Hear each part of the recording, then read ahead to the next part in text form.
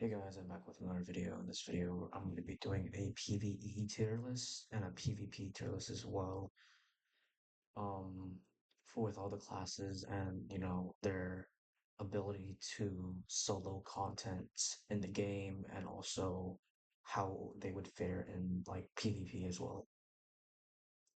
So we're gonna start off with the Thief. Thief is pretty good. Both subclasses are pretty decent. A Ninja is a little bit more better though. It does deal, I'm pretty sure if I'm not mistaken, that Thief does true damage, and the true damage ability is not applicable to Assassin. So it does have its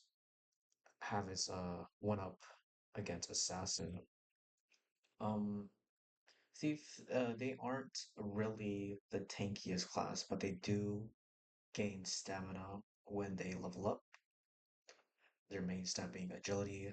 Uh, Vampiric, if you do get Vampiric Ring on Thief, it's really highly recommended because their crit does a lot of damage and they crit a lot. So I would say for PvE that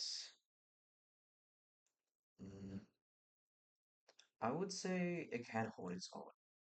You know, if you're like a really good player, this tier list does means nothing to you because you could just parry everything and dodge everything and just do everything perfectly. But for those that can't do that, this is a tier list. Thief does pretty good damage, but however, if you do take too many hits, you will die pretty fast. And with the recent nerf to universally almost every class besides Beastmaster, you can no longer tame a crocodile. So you won't be getting carried by your crocodile. If I were to if crocodile was still tameable to all classes, I would put Thief to probably solo or most these to solo or it can hold its own. But for now, we don't have the crocodile, so I'll put Thief on can hold its own. It is, however, a little bit weaker at the start, but you could just get a spider to help you when you first spawn in. Next we have Striker. I don't really know too much about Striker. All I know is that they're similar to Warrior, but they do have a little bit less scaling, defensive wise. I know they do decent damage and they rely on their combos and stuff like that. Um, I actually haven't seen a lot of strikers now that I think about it. I haven't seen a lot of Ashuras or monks in the overworld. So I'm not too sure what to say about this. For now, I think I'm gonna put him up a striker on might need help. I know around late game or most of this tier list is gonna be about late game, but for late game I know that most of these classes might struggle because the enemies are harder, they hit harder, they do more unblockable and unparryable moves. So I'm just thinking about this as a solo standpoint. As for Striker, I don't think so because a a lot of things have hyper armor and around the end game, especially Helltroll and some of the other mobs. I'm not really too sure, so I'll put this for now and might need help. Now we got Magician. Magician's really good. It has a lot of utility. You get a barrier that reduces damage. You could create your own food and water. You could TP around. You scale off the intelligence, so you scale off of most of the scrolls, and you have high mana pool, so you could use a lot of other spells, just posture breaking with tornado, flamethrower, and all the other stuff. It's pretty good, I would say. Um, Warlock is really good with its summoning ability. In later levels, you'll start to get demonic sacrifice, where if you were to sacrifice a fiend, you'll get HP back every 4 seconds, and if you sacrifice the imp, you'll get more intelligence, which is really good. It is, however, one of the squishier classes, so you want to play you want to play for cooldowns, you want to kite and all that other stuff. But if you could like parry most of this stuff, most of the enemies, then you should be fine. I have a warlock. I can solo pretty much all the content with my warlock. As for sorcerer, however, I know that they buff their arcane points. I know that sorcerer has an ability where you could heal, so that's pretty good. I don't know too much about sorcerer, but for now, I think magician is pretty high up there. It can solo almost everything. It does, however, struggle in the lower level parts of the progression. But when it hits 30, it gets a big power spike.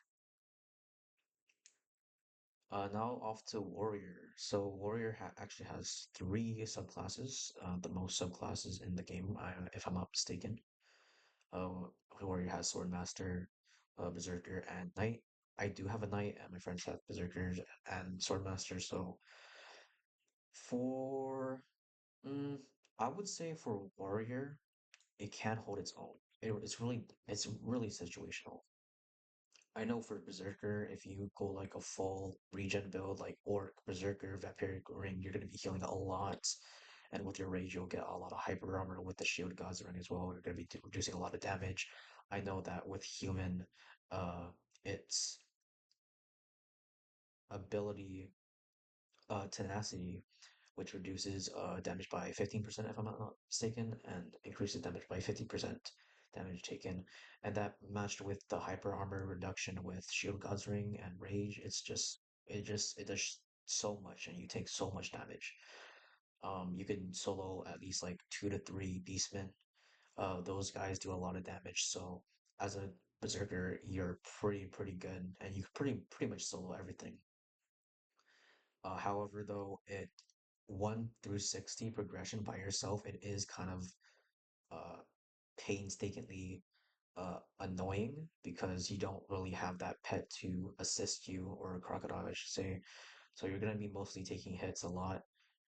Um, one another thing is like since you're a warrior, you're gonna be eating a lot of food because you're a high HP pool, so you're gonna be spending a lot of money on that. Um, for Knight, you basically do zero damage. I wouldn't recommend it until you hit 30 because not until you hit 30. I just wouldn't recommend it until you hit 40 because actually you can't even swap out your subclass. What am I talking about? Leveling as a knight, it's pretty hard, at least for me, because basically you do zero damage. What you do as a as a knight is basically stat check them. Basically, you wanna get maximum exhaust from your shield moves, making sure you have at least a high amount of posture to use your exhaust, your Aegis shield to reduce and mitigate damage.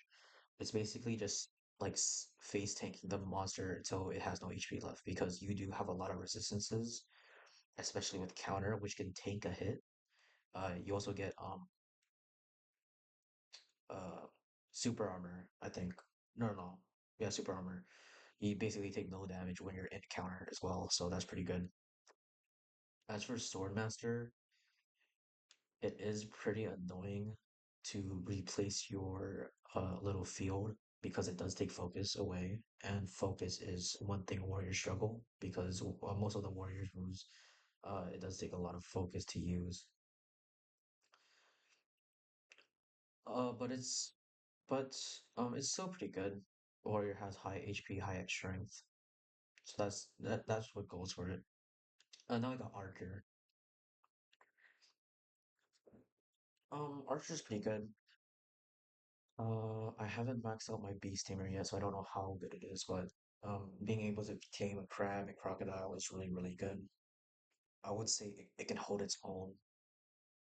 Maybe it's like a little under um actually I would say it's like better than most of the classes besides magician. Archer, um, what should I say about Archer? Mm, Archer's progression between 1 and 30 is pretty slow. I mean, I could basically say the same thing about every single class. Like your progression to 1 to 30 is really slow. besides like 1 to 20. 1 to 20 is pretty easy, but it really depends if you're good at the game or not. And yeah, this is pretty much the PvE tier list. Now let's go over and make the PvP tier list.